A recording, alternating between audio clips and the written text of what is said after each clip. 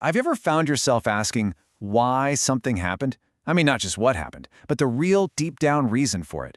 You might be surprised to learn that for centuries, science was actually pretty bad at answering that question. So today, we're going to dive into the incredible story of the causal revolution, a huge shift in thinking that finally gave us the tools to ask and even answer why. I mean, think about it. Our world runs on why questions. Does this new drug actually work? What caused the market to crash? Should I take this job or that one? We are desperate for these answers. But for the longest time, science didn't even have the right language to pose the questions, let alone solve them. We were basically drowning in data, but absolutely starving for real answers. And this quote just nails the problem perfectly. Data, on its own, is kinda dumb. It can tell you that more people who bought ice cream also drowned, but it can't tell you why. It can't tell you that both things happened in the summer. You see, data alone doesn't get cause and effect. It just sees patterns, correlations. That's it. To really get why data was kept in the dark for so long, we need to take a quick trip back to what you could call the dark ages of statistics. This was a time when everybody was obsessed with big data, but the word cause was basically a dirty word. It was forbidden.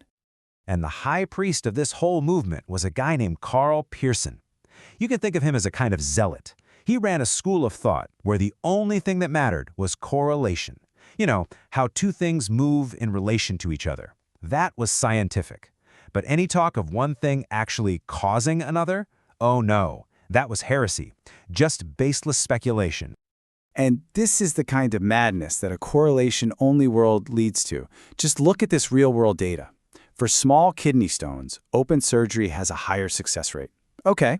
For large kidney stones, open surgery also has a higher success rate. So logically, it should be the better treatment overall, right? I mean, that just makes sense. But look at the totals. Endoscopic surgery somehow has a better overall success rate. How is that even possible? Without the language of causality, this is just a completely unsolvable paradox. It's nonsense. But you know how these stories go. Every dogmatic church eventually has to deal with a heretic. And in this story, our hero was a quiet geneticist who had the nerve to challenge the entire statistical establishment. His name was Sewall Wright, and he wasn't at some fancy university. He was working with guinea pigs at a small college. And he came up with this really simple, brilliant idea. He started drawing what he called path diagrams, basically little maps with arrows to show what he thought was causing what. These little drawings were totally revolutionary. They were a direct attack on Pearson's entire world, a tool built for one thing, to talk about causation.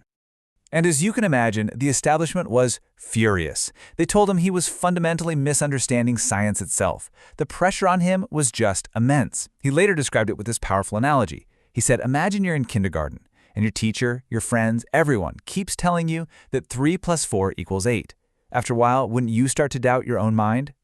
But Wright didn't back down. It reminds me of that legendary story about Galileo. After being forced by the church to say the earth doesn't move, he supposedly whispered, "And yet it moves." Wright had that same quiet conviction. He knew his diagrams were showing something real, a truth that went way beyond simple correlation. And this was the turning point, this stubborn insistence that yes, we can and we absolutely must talk about cause and effect. So Wright's rebellion basically kicked the door open for a brand new science of causation. And it's built around this really powerful, simple framework for asking why. It's called the ladder of causation. The ladder has just 3 rungs, 3 levels of thinking. The bottom rung is association, and that's all about seeing patterns. The middle rung is intervention, which is about doing things. And the top rung, the most powerful one, is counterfactuals. That's about imagining what could have been. So rung 1, association. This is Karl Pearson's entire universe. It's the world of big data, of machine learning. It's all about observing patterns, asking things like, what if I see a customer buy toothpaste? How likely are they to also buy floss? But to get smarter, you have to climb to rung 2, intervention. This isn't just watching anymore, it's acting. You ask, what if I do something? Like, if I double the price of floss, what will happen to sales? This is the level of a real scientific experiment. But the real magic happens at the top. Rung 3 is counterfactuals. This is the world of pure imagination. It's asking, what if things had been different? You know, if the rifleman hadn't fired his shot, would the prisoners still be alive today? This is the foundation of really human concepts, like regret or blame or justice. It's something a spreadsheet can never, ever do. Okay, so this all sounds cool, but what's the actual payoff? Does this ladder framework really help us with anything? Well, let's put it to the test.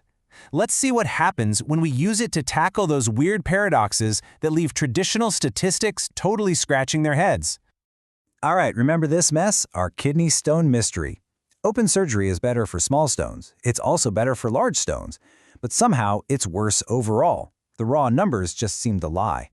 So what in the world is going on? What critical piece of information are the numbers not telling us? Well, the answer isn't to go find more data. The answer is to climb the ladder and ask a simple causal question: why?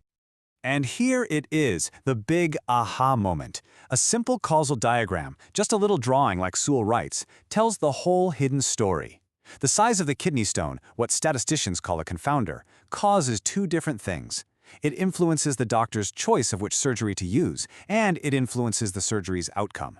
Doctors were choosing the tougher, more invasive open surgery for the hardest cases, the really large stones. So of course its overall success rate looks worse. The moment you see that causal link, poof, the paradox is gone. It's the same thing with the famous Monty Hall problem. You know, you pick a door, the host opens another to show a goat, then asks if you want to switch. Even math PhDs have gotten this one wrong. But causal thinking makes it easy. The key is understanding the host's action isn't random. His knowledge of where the car is causes him to open a specific door. Once you get that causal link, the answer is crystal clear. You should always switch. It literally doubles your chances of winning. Now, this brings us to the really big picture. Because this revolution isn't just about solving old puzzles. It's about laying the groundwork for the entire future of artificial intelligence. If we ever want to create a truly intelligent machine, what some people call strong AI, it absolutely has to be able to climb to the top of that causal ladder. It needs to be able to think about counterfactuals. Without that ability to ask what if, an AI can never really understand human concepts like responsibility or credit or even free will. And this leads to a pretty mind-blowing possibility. Once we can build machines that truly reason about causes, we can start to build machines that reason about morality. Imagine machines that are actually better than we are at figuring out what's good and what's evil with no biases. It's a bit like how the world's best chess grandmasters now study moves invented by computers. We might actually start to learn from our own creations. Which leaves us with one last huge question to think about. As we teach machines to finally understand why, will we discover that they, in turn, have something incredibly profound to teach us about ourselves?